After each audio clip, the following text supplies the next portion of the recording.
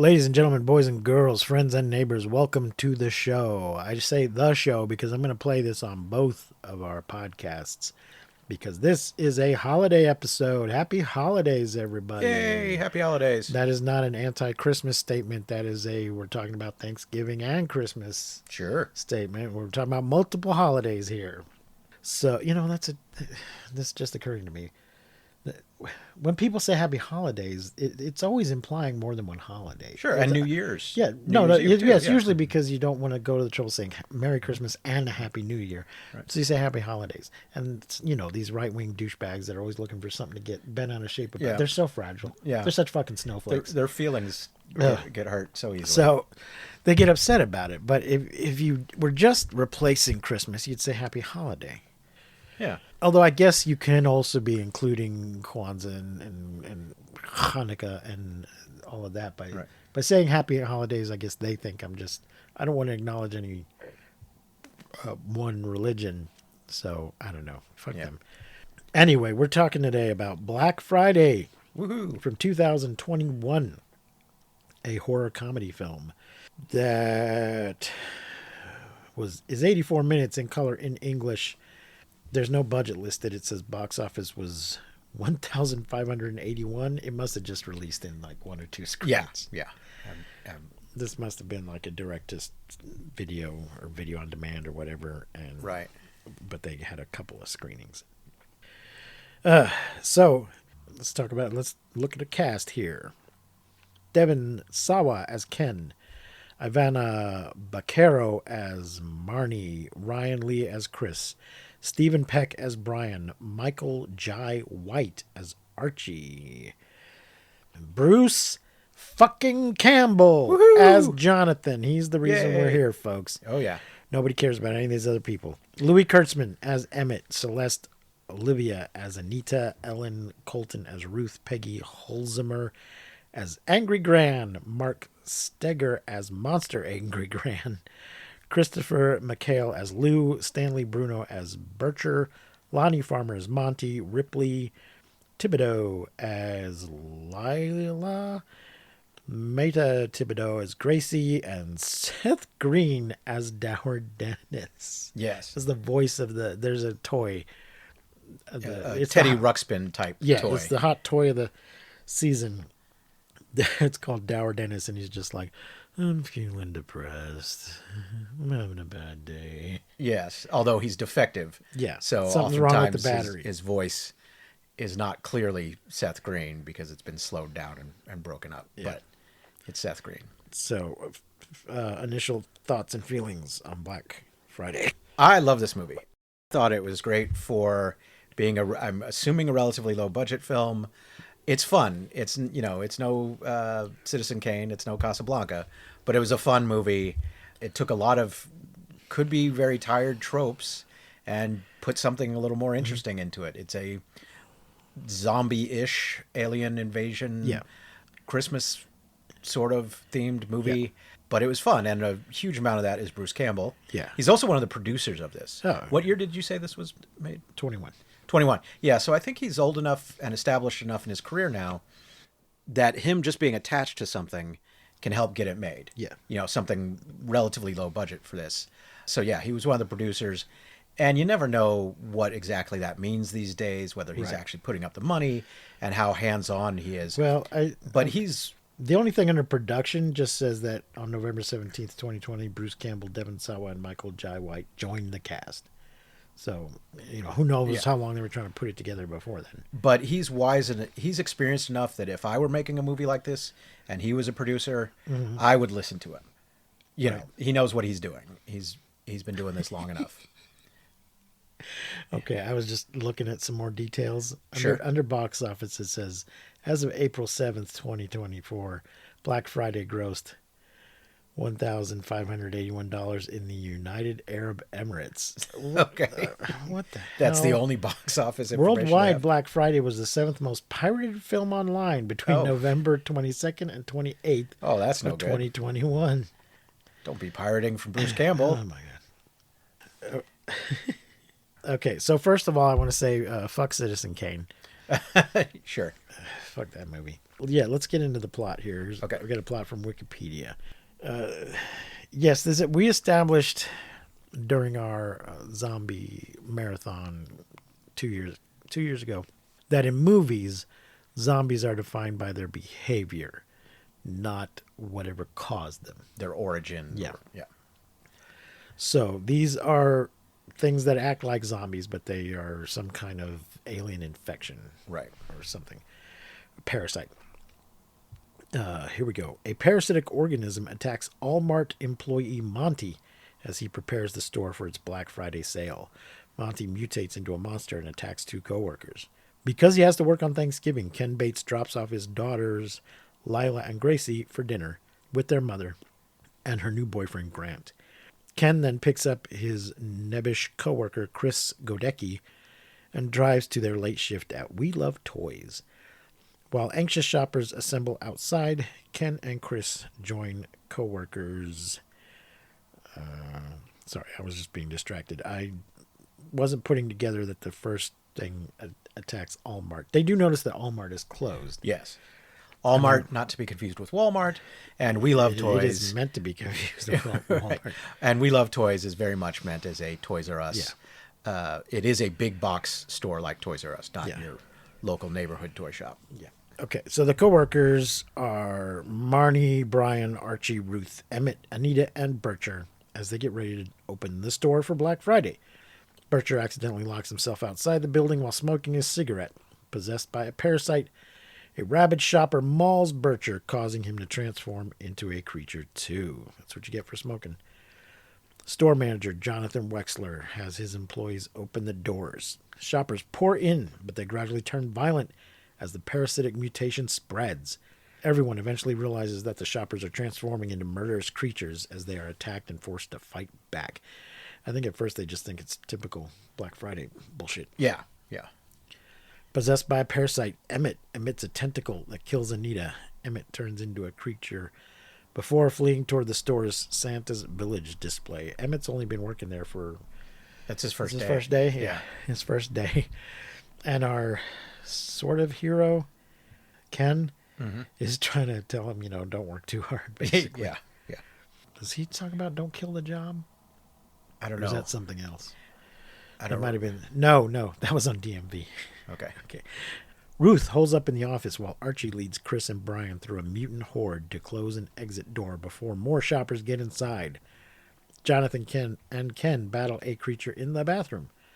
Marnie sneaks into Santa's village and sees that transformed shoppers are being assimilated into a growing sack. Once the exit door is secured, Jonathan, Ken, Chris, Marnie, Brian, Archie, and Ruth regroup on the store floor. Driven by a possessed officer, a speeding police car crashes through the front window. Yeah, they think help has arrived. Yeah. But it's not. The car turns over. Ruth, mutating shoppers begin pouring inside again. After he rescues Chris, one of the monsters kills Archie. Ken, Marnie, Chris, Brian, and Jonathan barricade themselves in the storeroom. While talking about their various tenures at the store, the coworkers bond over sliced turkey meat. However, the group conversation turns confrontational when Ken and Chris argue about their disappointing stations in life, and Marnie calls out Ken for not having a real romance with her. Well, I mean, according to her, Yeah. They're not a thing. she keeps saying we're not dating, and Yeah. he's like, I thought we were a thing, and she's like, yeah, we're a thing, but we're not dating. I don't know what the fuck distinction she's making. Right. Just not wanting to commit. He is old enough to be her father. Yeah. A mutant breaches the storeroom. Ken gets bitten by the commotion. You know what I think is they've never actually gone on a date. I think they just fooled Yes. around a little bit in the Yes. back room. I believe she mentions that Yeah. they've never been on a date. Yeah. Presuming he is now infected and will soon transform, Ken stays behind while Chris, Marnie, Jonathan, and Brian go to the loading dock to obtain a truck for escaping. With Chris unable to start the truck, he and the others fight off another mutant before making their way to the roof. Meanwhile, the building catches fire as the main sack continues growing into a massive monster that soon fills the entire store. Jonathan sacrifices himself to a horde so Chris, Marnie, and Brian can escape back down to the ground. Aww. Brian confesses he bit Ken in the earlier commotion, so Ken is not actually infected. Brian's a little bitch. Yeah. Yeah. Having assimilated all of the mutated shoppers, the massive monster breaks through the store's roof, and that's where we get our kaiju, ladies and gentlemen, just at the last few minutes of the movie. Although she does refer to him, or her or it, as Mom fucking Kong. Yeah, yeah. So a clear kaiju reference there. If Kong is a kaiju, He is the kaiju. this is a kaiju. Brian tries to confront the creature, but it kills him. Yep. Ken rejoins Chris and Marnie outside. Ken acts as a distraction while Chris tricks the monster into swallowing a forklift, which causes the injured creature to collapse into the fire. Ken, Chris, and Marnie escape in Ken's car. Yeah, so the thing's got these tendrils, Yeah. and he gets it to snag the forklift with its tendrils, and he's backing up and backing up and backing up, and then he jumps off of it, so it slingshots right into it. It's kind of like a frog's tongue. Yeah. Yeah. That grabs something and then snaps back. Yeah. Ken, Chris, and Marnie escape in Ken's car. However, more massive monsters are seen emerging from other stores in the distance. He does mention that he got in touch with his ex-wife and that the kids are Yes. okay. Yeah.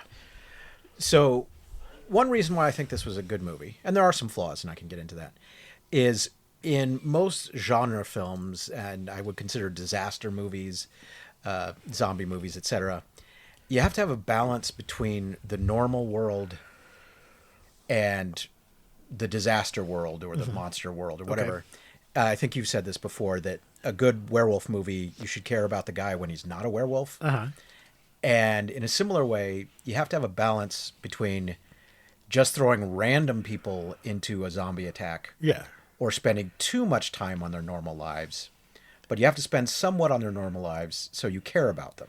And I think this did a good job that we care enough about these characters as people before they become zombie fighters. Yeah, yeah. In a zombie movie, you care about the victims. In a vampire movie, the vampire can be interesting. It doesn't have to be, but a vampire can be interesting. The zombies are not interesting. You have to care about the people that they're attacking. Right. And so the nice, almost like the scene in Breakfast Club where they sit around in a circle and tell, spill their souls Yeah. to each other. There's a scene in this, and they've done enough backstory build up to that beforehand that it actually makes sense. Yeah. And so it's actually emotionally pays off some, so that we care about these characters and we don't want them to die, although we kind of want Brian to die because he's kind of a jerk. Yeah. But I liked Bruce Campbell's whole thing. They didn't like part of what he said, but he's been at the store for decades. He's the manager. Right. And it's kind of his home. But he says something that indicates he kind of likes the power too. Yeah, it's his little fiefdom. Yeah. Yeah. Sure. That this is a place where people have to do what he says. Yeah.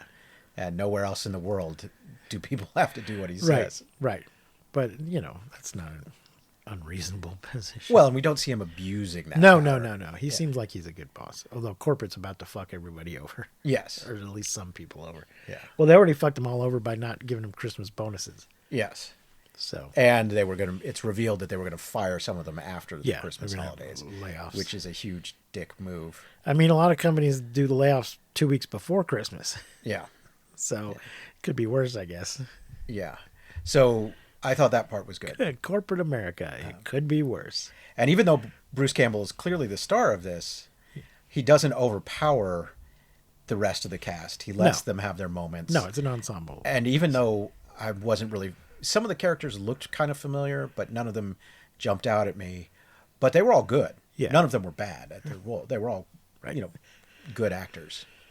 Perhaps the deuteragonist has a germ phobia, is a bit of a germaphobe. And the actor playing him does a good job of handling that. Yeah. I think they're trying to make Ken the star of the film, but Bruce Campbell's in there, so... Yeah. Technically, Bruce Campbell is not the star of Burn Notice, but you're there for Bruce Campbell. Yeah. Yeah. He's supposed to be the sidekick, but... Well, how many people watch Spartacus for Lucy Lawless? Yeah. At least that's why I started watching Spartacus. So, like I said, it's streaming on Prime, and I think you can buy or rent it on other services, but it's included with Prime. There was one flaw or a couple flaws. I thought some of the pacing was a little off. Uh-huh. Like they go through that whole getting into the truck, but then coming back out of the truck, and that doesn't really help. So I'm not sure that was entirely necessary. And in the transition from the first act to the second act, it happens when one of the employees finally breaks the normal protocol of dealing with Black Friday customers and actually attacks, Yeah. smacks one of the zombies, and then we cut to a scene where that employee has then been restrained. Yeah. But it's not clear what has happened. It felt like we were missing a scene. Okay. Like, did they shut down the store? It's kind of implied later that they did because they talk about reopening the store. Yeah. But how do you shut down the store on Black Friday? He talked about that we do see a little bit of them telling everybody they've got to leave. Yeah, but it seemed like there was a scene missing, Yeah. and that transition was a little rough. be. But that's a relatively minor flaw in this movie. I thought a lot of the design work was pretty good with the monsters. I mean, they're pretty gross. Yeah. And when the sack is so there's a transition. You have your little pods that arrive via meteor Yeah. that are your sort of in lieu of the face huggers. Yeah. That they attack the people and turn them into zombies, and those are nice and gross and Geiger-esque sort of. And then you have the zombies, but then you have the big sack that they're all being assimilated into. Yeah. And it reminded me, and I was hoping this was intentional, it kind of reminded me of those giant holiday inflatables because it's clearly being inflated and is fabric, even though it's meant to be something organic. Yeah. But it has that kind of plastic fabric feel. And at first I thought they were being cheap, but then, and maybe I'm just reading too much into it, as I usually do, it seemed like it was maybe a reference to the ever-growing size and preponderance of the lawn inflatables that we see not only at Christmas but now at Halloween. Okay. Everybody has these giant lawn inflatables. You know what I'm talking You're about. not reading too much into it. You're reading the wrong thing into it. Okay. It's capitalism, man. Well, but that is part of capitalism. I mean, or the preponderance of those lawn inflatables is part of capitalism's desire to overconsume. Sure. So yes, it is. That's another great thing about this. It's very much a takedown of corporate America and capitalism and the crazy overconsumption best personified You by don't Black see, Friday. oddly, you don't see a whole lot of pro-corporate movies. Which is funny because corporations own them all. Maybe but Gung Ho. was that the Michael Keaton Japanese American car manufacturing movie of the 80s? Yeah. Yeah. It's definitely pro-business. Yeah. Not pro-corporation. Yeah, so anyway, I like that element of it. When the monster finally reaches full kaiju size, it's a real gross Cthulhuoid / Geiger. It's got sort of a humanoid shape, but it's little bits of people all put together. Right. So you see and they say faces and stuff. It's getting back to it being anti-capitalist, it's also a bit anti-consumer. Yeah. Particularly the type of consumer that storms the gates on Black Friday. Yeah. Because at one point when it's all monstrous, one of the characters looks at it and says, it's the customers. Yeah. So yes, it is meant to embody the evil avarice of the Black Friday shopper. Okay. Yeah. So how many stars are you going to give Black Friday? Oh, I'll give this a 4.5 or 4.5. Okay. Are you going to try to grade inflate me again? No. No, because I think I went to re-log this on Letterboxd, and it looked like for some reason I gave it a 2 the first time I logged it. I don't know why. Huh. So I think I upgraded it to a 3 Okay. because it was okay.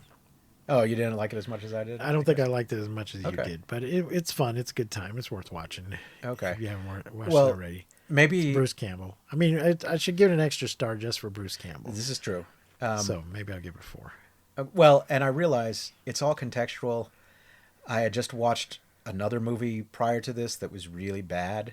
So I might have felt this might have benefited from the comparison to the very bad movie that I watched that I will not name. I got to meet Bruce Campbell once. Oh, really? He was doing a book signing when I lived in New York. Oh, okay. He was signing his... Was that the If Chins Could Talk? I believe so. Yeah. because he's done more than one now. But it was his first one. So, Nice. and I got a chuckle out of him. So Oh, good. there you go. All right, folks, that's going to wrap it up. Hope you all had or are having a good Thanksgiving. We're going to probably do a Christmas special too. So we'll be back soon with our regular episodes. Until then, remember to keep watching the skies and don't misuse science. We won't see you, but you will hear us next time on both of these podcasts.